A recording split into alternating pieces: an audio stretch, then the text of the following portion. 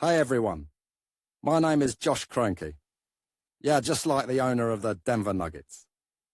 But I'm not into basketball or management, and I'm definitely not a billionaire. What I do know is cars, and that's exactly what I talk about on this channel. Alright, enough with the intro. Let's get into today's topic. June 12, 2021, 9 a.m. Eastern Daylight Time. Springs or elastic springs are elastic operators capable of storing energy and releasing it without permanent deformation when the forces or tension to which it is subjected cease. Suspension springs are one of the most important tools available in the car, especially when we realize that they play a decisive role in supporting the vehicle on complex roads, as well as the people on board, helping to avoid any problems. Thanks to the suspension springs, driving the car is comfortable and safe. The main function of the springs is to maintain the ride height to the ground, support the weight and provide stability during cornering and braking. The springs are also responsible for absorbing the impacts caused by irregularities and bumps in the terrain. Damaged springs affect suspension, alignment, and steering. Before having damaged springs, perform a visual inspection of the optimum distance between the edge of the dashboard and the center of the wheel. There is no set time to change the springs, but when you do, you need to change them altogether. Here are some symptoms that indicate when you should change the springs. Every 2 shock absorber changes, depending on the condition of the spring. If the paint covering it is worn, it may have cracks imperceptible to the eye.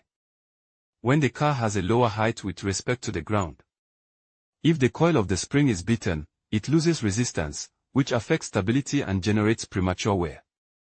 If the springs are damaged, their capacity to absorb impact decreases. As a result, the car becomes uneven and control of the car may be lost.